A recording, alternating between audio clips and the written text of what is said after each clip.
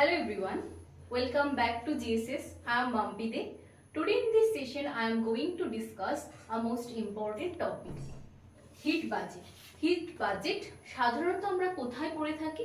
ক্লাইমেট্রোলজিতে। ঠিক আছে, ক্লাইমেট্রোলজিতে আমরা সাধারণত হিট বাজেট পড়ে থাকি। তো এবার আমরা জানবো যে হিট বাজেট বলতে সাধারণত কি বোঝায়। তাহলে হলে বাজেট বলতে কি বোঝানো হয়? যে বাজেট বলতে বোঝানো হয় যে কোনো কিছুর ইনকাম প্লাস এক্সপেন্ডিচার। ঠিক আছে, সেই ইনকাম কত হচ্ছে আর এর থেকে এক্সপেন্ডিচারটাকে কত হচ্ছে মাইনাস করলে যেটা থাকে সেটাই তো আমাদের বাজেট। তো পৃথিবীরও একটা এমন বাজেট আছে। এবার আমরা জানবো হিট বলতে কি বোঝায়। হিট হচ্ছে একটা এনার্জি, মানে ফর্ম অফ এনার্জি, যেটা একটা হটার বডি থেকে একটা কুলার বডিতে এর ফ্লো হয়, একেই আমরা বলি হিট। ঠিক আছে, কিন্তু হিটের সাথে আবার টেম্পারেচারের একটা ডিফারেন্স আছে। টেম্পারেচার বলতে সাধারণত আমরা কি বুঝি? টেম্পারেচার আমরা বলতে বুঝি যে কোনো একটা পদার্থের হটনেস অর কুলনেস, অর্থাৎ degree of hotness or coolness, মানে কোনো বস্তু ঠান্ডা বা গরম সেটাকে আমরা টেম্পারেচার বলি। এটাই হচ্ছে হিট এবং টেম্পারেচারের মধ্যে পার্থক্য। তাহলে হিট বাজেট হচ্ছে গিয়ে কি আমরা বুঝতে পারলাম যে হিট বাজেট হচ্ছে গিয়ে একটা তাপমাত্রার যে হিসাব বা তাপের যে হিসাব, তাকে আমরা হিট বাজেট বলছি। তাহলে এই যে হিট বাজেট, যে পৃথিবীর হিট বাজেট যদি না থাকতো তাহলে কিন্তু আমাদের পৃথিবীর হিট কিন্তু কখনোই ব্যালেন্স হতে পারতো না। তাহলে পৃথিবী হয় প্রচন্ড উত্তপ্ত হয়ে যেত, অথবা পৃথিবী একটা কুলড হয়ে যেত এবং একটা স্নো বলে পরিণত হয়ে যেত। তার জন্য হিট বাজেটের ফলেই কিন্তু পৃথিবীর হিট ব্যালেন্সটা বজায় থাকে এবং আমরা যে সমস্ত লিভিং অর্গানিজম রয়েছি তারা তাদের বসবাস, তারা জীবন এখনো কিন্তু পৃথিবীতে রয়েছে। এবার আমরা জানবো যে পৃথিবীর এই হিটের প্রধান উৎস কি। পৃথিবীর হিটের প্রধান উৎস কিন্তু সূর্য। সূর্য থেকে যে পরিমাণ তাপরশ্মি আমাদের এই যে পৃথিবীর আর্থ সারফেসে আসে এবং আমাদের আর্থ সারফেসকে কিন্তু ওয়ার্ম করে বা হিট করে, এর ফলে কিন্তু আমাদের পৃথিবী এখনো পর্যন্ত লিভিং বসবাসযোগ্য হয়ে রয়েছে। ঠিক আছে, তো প্রতি সেকেন্ডে 2,97 মিনিট 2,97,000 বেগে কিন্তু এই সূর্যের রশ্মি পৃথিবীতে আসে। এবার আমরা জানবো যে পৃথিবী থেকে সূর্য থেকে পৃথিবীতে এই যে একটা সান, এই সান থেকে যে সারফেসের মধ্যে যে রশ্মিটা সারফেসে এসে পড়ে সেটা কিন্তু আমার শর্ট ওয়েভ হিসাবে আমাদের এই ভূপৃষ্ঠে এসে পড়ে। একে শর্ট ওয়েভ কেন বলা হয়? কারণ আমরা জানি যে বস্তু যতটা গরম তার কিন্তু ওয়েভের যে ফ্রিকোয়েন্সি সেটা জেনারেলি বেশি হয়, তার জন্য কিন্তু এটা খুবই ক্ষুদ্র। ঠিক আছে, আর আমাদের পৃথিবী থেকে যে রশ্মি আবার এই ব্যাক হয়ে স্পেসের মধ্যে ফিরে যায় সেটাকে কিন্তু আমরা লং ওয়েভ বলি, কারণ এর ফ্রিকোয়েন্সি কম। ঠিক আছে, এবার আমরা জানবো যে কত পরিমাণ এই সূর্য রশ্মি এসে বা সানরে এসে পড়ে। ঠিক আছে, তো সূর্যের যে শক্তি তার 1% আমাদের পৃথিবীতে এসে পড়ে। সেই 1% কে আমরা 100 হিসাবে কনসিডার করছি। এটা হচ্ছে ইনকামিং সোলার রেডিয়েশন। এই ইনকামিং সোলার রেডিয়েশন কে কিন্তু ইনসোলেশন বলে। ইনসোলেশন আবার ডিপেন্ড করে বিভিন্ন ফ্যাক্টরের উপর, সে যেমন হচ্ছে গিয়ে যে এই যে পৃথিবীর ভার্টিক্যালি যে সমস্ত অঞ্চলের উপর পড়ছে, সেই যে সানের যে রেটা ভার্টিক্যালি পড়ছে, সেই যেমন হচ্ছে কি এটা যদি ইকুয়েটরে কিন্তু পড়ছে সেখানে বেশি পরিমাণে পড়ছে, পোলারে সেটা কিন্তু অবলিকিউ ভাবে পড়ছে, কম পারছে। ল্যাটিটিউড, লঙ্গিটিউড, তারপরে পেরিহেলিয়ন, অপোহেলিয়ন, এইসবের ফলেও কিন্তু অনেকটা ডিপেন্ড করে। ঠিক আছে, তো এইটা একটা আলাদা ক্লাসে আলোচনা করা হবে। আজকের আলোচনার মূল বিষয় হচ্ছে হিট বাজেট। তাহলে এবার আমরা 100% হিসাবে এই 1% কে কনসিডার করলাম। 1% কে কনসিডার করার পর এই 1% মানে 100% কিন্তু সম্পূর্ণটাই কিন্তু আমাদের আর্থ সারফেসে এসে পৌঁছায় না। এর 35 ইউনিট, আমি ইউনিট হিসেবে বলছি, পার্সেন্টেজ বলছি না, ইউনিট হচ্ছে কি আমাদের পৃথিবীতে আসার আগে কিন্তু স্পেসের মাধ্যমে সেটা রিফ্লেক্ট হয়ে যায়। একে আমরা বলি অ্যালবেডো। তাহলে অ্যালবেডো একটা গুরুত্বপূর্ণ কনসেপ্ট। তাহলে অ্যালবেডো কাকে বলা হয়? যে সূর্যরশ্মি পৃথিবীকে হিট না করেই সরাসরি স্পেসে ফিরে যায়, একে বলা হয় অ্যালবেডো। তাহলে এই অ্যালবেডোর যে মানে কতগুলো ইউনিট করে ফিরে যাচ্ছে সেটা আমরা দেখে নেব।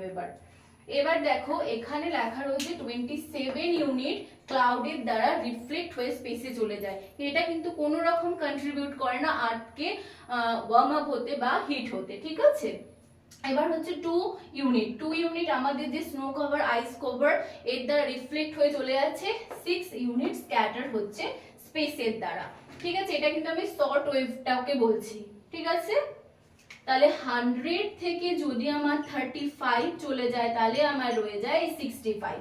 এই যে 65 এটাই কিন্তু আমাদের আর্থের যে টেম্পারেচারটাকে ওয়ার্ম আপ করতে কাজে লাগে। তো আমি এটা রিমুভ করে দিচ্ছি, তাহলে এখানে দেখাতে ভালো হবে। এবার এই যে 65% রয়েছে, এই 65% এর মধ্যে তোমার কি হচ্ছে, 14% অ্যাবজর্ব হচ্ছে অ্যাটমসফিয়ারের দ্বারা, ঠিক আছে। এটা কিন্তু শর্ট ওয়েভটা আলোচনা হচ্ছে। তাহলে এই যে 65% মানে ইউনিট বা পার্সেন্ট যেটা হিসেবে বলতে পারো, সেটার মধ্যে 14 ইউনিট অথবা 14% হচ্ছে গিয়ে অ্যাবজর্ব হচ্ছে অ্যাটমসফিয়ারের দ্বারা। আর তাহলে এই 65 থেকে যদি 64 আমার 65 থেকে যদি আমার 14 ইউনিট চলে যায় তাহলে আমার কত রয়েছে, 51। এই 51টাই কিন্তু আমাদের আর্থ সারফেসে আসে। তাহলে আমি এখানে একটু ভালো মতো করে লিখছি, তাহলে বুঝতে পারবে যে 65 equal to 14 absorb by atmosphere.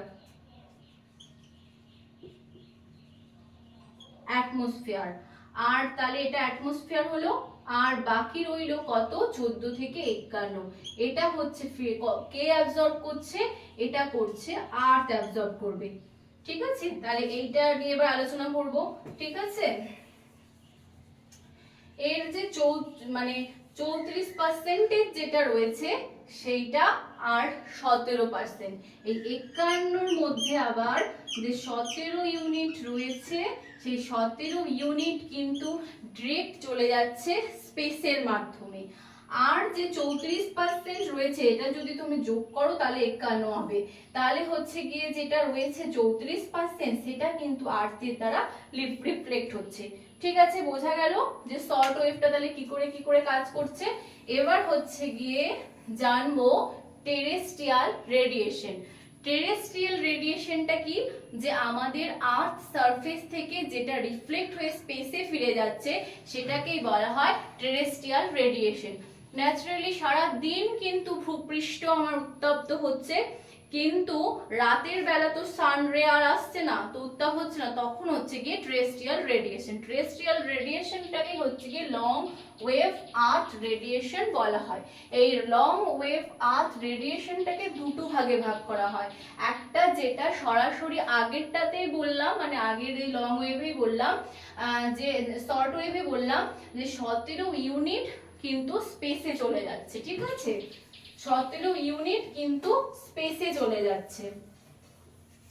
তো 17 ইউনিট যখন আমার এটা স্পেসে চলে যাচ্ছে তাহলে আমার কত রইলো, এখানে কিন্তু 51% বলেছিলাম যে এই যে 51%টা এখানে চলে আসছে, এবং এখানের 51% আর 17% না, এটা হচ্ছে কি 65%। এই যে 65%টা রয়েছে, এই 65% 17 ইউনিট রেডিয়েটেড হচ্ছে স্পেসের মাধ্যমে, মানে স্ক্যাটার হয়ে যাচ্ছে, কোনো রকম ভাবে ওয়ার্ম আপ করতে পারছে না।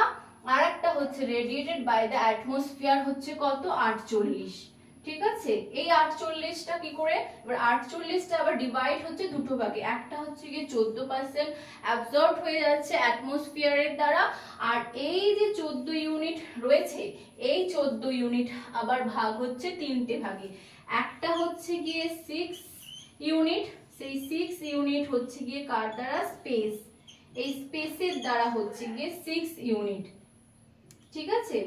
আর একটা হচ্ছে গিয়ে তোমার 9 ইউনিট, 9 ইউনিট কার দ্বারা হচ্ছে, টার্বুলেন্স অ্যান্ড কনভেকশন। কনভেকশন আর টার্বুলেন্সের দ্বারা 9 ইউনিট যেমন আর্থে অ্যাবজর্ব হচ্ছে, তেমন এখানে প্লাস, এখানে আবার সেই 9টা মাইনাস হবে, এখানেও 6 হচ্ছে প্লাস, আবার এই 6 হচ্ছে গিয়ে মাইনাস হবে, তাহলে এই 9% কনভেকশন মানে হচ্ছে নিচের বাতাস যেটা রয়েছে বা এয়ার রয়েছে সেটা গরম হচ্ছে, সেটা ভার্টিক্যালি মুভমেন্ট করছে, উপরে চলে যাচ্ছে, উপরে গিয়ে সেখানকার কি তাপটা রিলিজ করছে 9%, এটা টার্বুলেন্স এবং কনভেকশনের মাধ্যমে। আর আরেকটা হচ্ছে 19 ইউনিট, 19 ইউনিট হচ্ছে গিয়ে কনডেনসেশন, ঠিক আছে, কনডেনসেশন। তাহলে কনডেনসেশন মানে কি, যে ওয়াটার ভেপার যখন কনডেন্স হয়ে যায় তখন এটা থেকে ল্যাটেন্ট হিট রিলিজ হয়, এর মাধ্যমেও কিন্তু তাপমাত্রা কি হচ্ছে, স্পেসে পৌঁছে যাচ্ছে। সেটা কত ইউনিট, 19 ইউনিট। তাহলে 19, 9 আর 6 যদি আমি যোগ করি তাহলে কত হলো, 34, এবং 34% অ্যাবজর্ব হচ্ছে আর্থ সারফেস, 14% অ্যাটমসফিয়ার। তাহলে এই দুটোকে যখন প্লাস করবে তখন এই 48% ইউনিট পেয়ে যাবে। এই 48% আর এই 17% কে যখন তোমরা আবার যোগ করবে তখন এই 65% পেয়ে যাবে, ঠিক আছে। তো এই হচ্ছে আজকের হিট বাজেট। এই হিট বাজেট এর মাধ্যমে কিন্তু আর্থটার ব্যালেন্সটাকে বজায় রাখে, ঠিক আছে। তো আজকের জন্য এটুকুই, থ্যাংক ইউ।